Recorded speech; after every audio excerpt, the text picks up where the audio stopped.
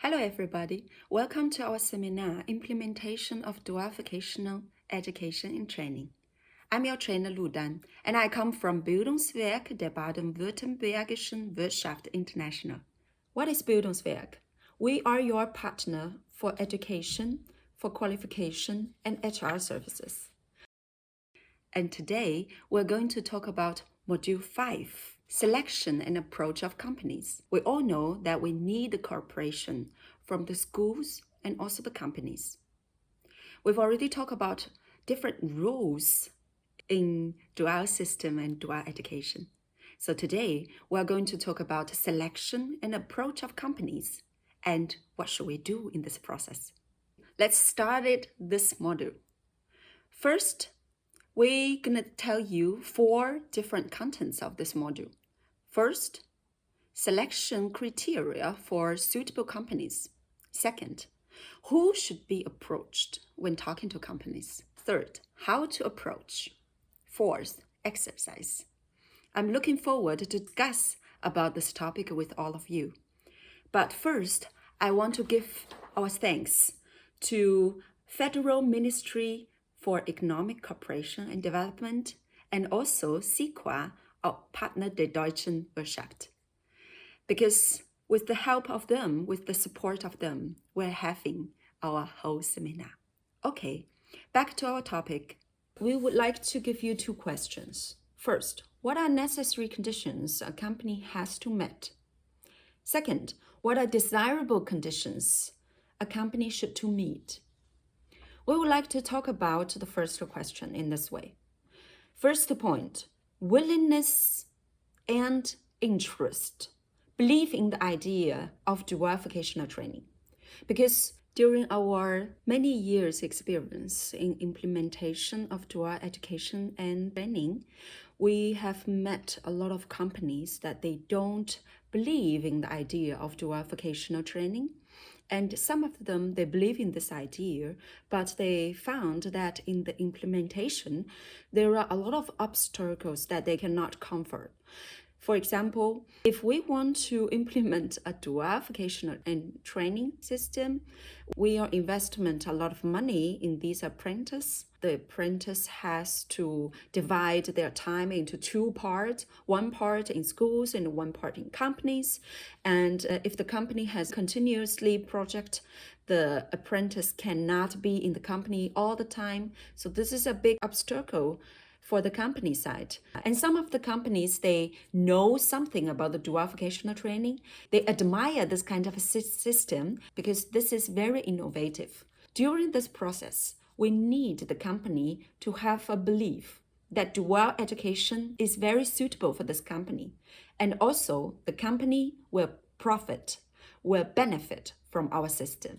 Second, staff member as in-company trainer to take care of apprentice. Because the apprentice will go to school and also go to company. So in the company, we would love to have some in-company trainers for the apprentice. In this way, the apprentice won't lost in their new job, won't lost in their new position in the company. They will get some guidance in their company, and then they will definitely learn something. Third, job match with the vocations your institution is offering. Job match is also very important. This part, a lot of companies will willing to do this. Then the implementation of dual education and training is possible. Fourth, enough work or enough contracts to keep apprentices busy with tasks relevant for their vocation. This is also very important. A lot of companies, they have the willing to implement, but they don't have enough work. In this case, they can't provide our apprentice a very good environment, continuing working there. The work is very important in the company. Some of the apprentices, they went to the company every day, but they got so little work to do. In this case, they won't learn something. But the company, the in-company trainer, they should give our apprentice enough work. And also, the work is a little bit challenging. In this case, they can learn a lot of things from their work. Okay, let's talk about what are desirable conditions a company should to meet. It's like a request for the company who is wanting to implement the dual education and training.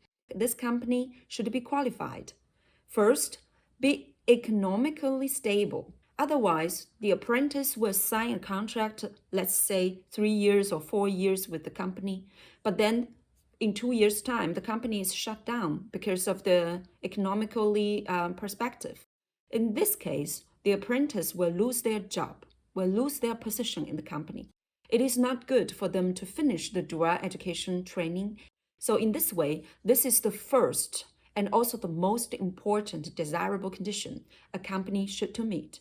Second, the company should be able to contribute to the cost of training. Is it possible that the apprentice or parents of the apprentice are paying for their education? But we would like to say, if the company is paying for the cost of the apprentice, this is also for the company to really pay attention to the learning of our apprentice because the company is paying something.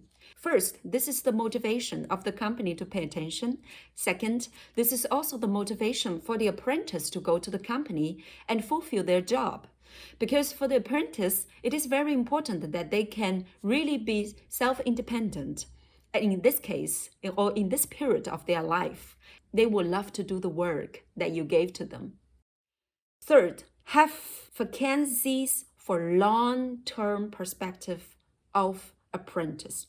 This is also very important for the company. If an apprentice just have very short-term contract, this is very hard for them to have feeling that they are belonging to your company, that they are belonging to the school. Fourth, not be too far away from the place of living of the apprentice. This one is very easy to understand, but I don't think this is a very important element because as we are doing the past years for our apprentice, a lot of apprentices, they are willing to move if they are finding a really good job in the company. And the company may provide a very good way for them to go to school. Or the apprentice is also to negotiate with the company. Is it possible that I went to the company like 4 months and then 2 months to school? Then it's also for the apprentice to pedal from the company to the school if the distance is too far away. Fourth, have in-company training experience. But I would like to say, if your company has not got any experience in the in-company training, take a step to try. Because a lot of companies, they didn't ever have the implementation of dual education and training, but they want to do this. If they are wanting to do this, we are really encouraging them to do this. But if you do have this experience, it will be a very good part for appealing to the apprentice and get more attention from the apprentice. And the last one is have an HR department or responsible person for apprentice. Because our apprentice, they are from age 18 to 25. They are really young in the society. For their life experience, they need guidance. So if we have a department or we have somebody who is responsible for them, who is caring for them, this will be a big motivation for our apprentice to finish our training. For the students to finish the training, it's very important for the company and also for the school. Now we are going to talk about who should be approached when talking to companies. Here I have to remind you that DVET is an innovation. For some regions or some countries, they don't even heard about dual vocational education and training. So this is a very big step for the companies too. So if it is a new stuff for the company, then we have to know who will make the decision. Top-level management of companies takes decisions on innovations. For example, cooperation between school and company. So I think it is very clear that if we want this company to come into our system, we have to talk to the companies, but to the top-level management. Second, higher probability of success if you can approach top-level management. How to approach? This is a very, very hard question.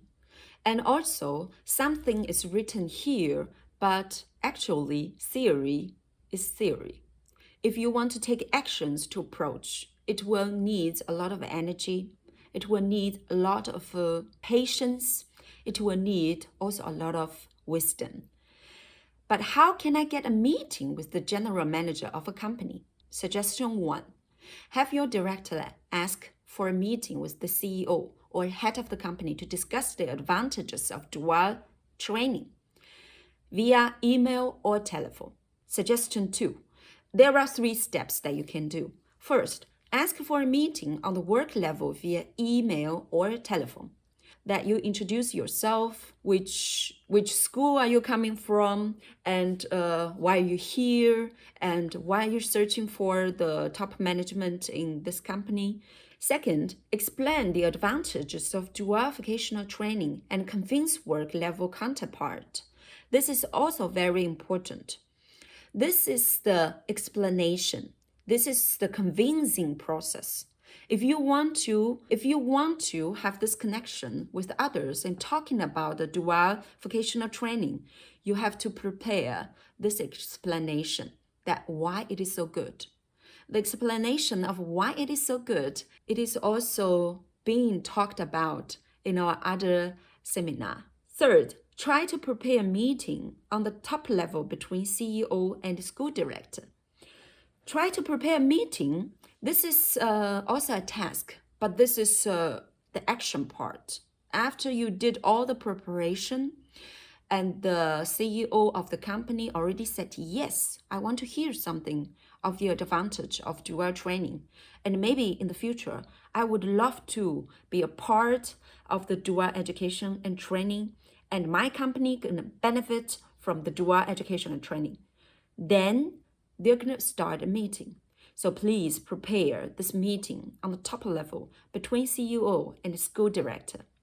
We would love to have all the sides sitting together and talking about the cooperation in the future, how they can really be in the system, and then how they can really take good care of apprentice. Suggestion 3, visit events where decision makers come together.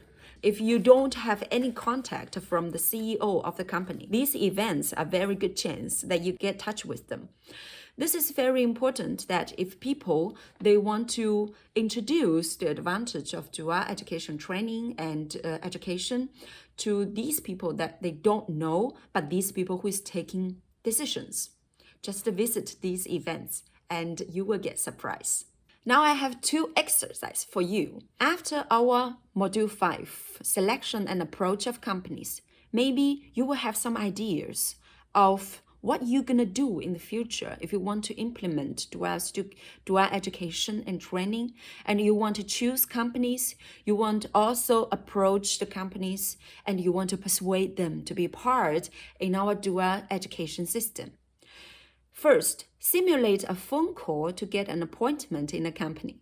This is very interesting because in the past seminar, we were doing with our participants about this simulating. They were making a lot of inspiration during the phone call, and also they are very smart to react. Phone call is not that easy. One participant simulates the company employee who receives the call, and one or the trainer tries to get the appointment. So one part is the employee, and second part is the person who is wanting to get an appointment of the CEO. So you have to introduce yourself. Why are you here? Which company you come from, or which school you're from, or which department of the government you're from, and why are you here, and why the CEO should meet you. And second, if he or she only gets the permission to write an email, simulate the follow-up call 1 week later as well. So if you just get the permission to write an email, please simulate this call 1 week later as well. Because after the email, maybe you will get a phone call from the CEO's assistant, then you have to answer a lot of questions.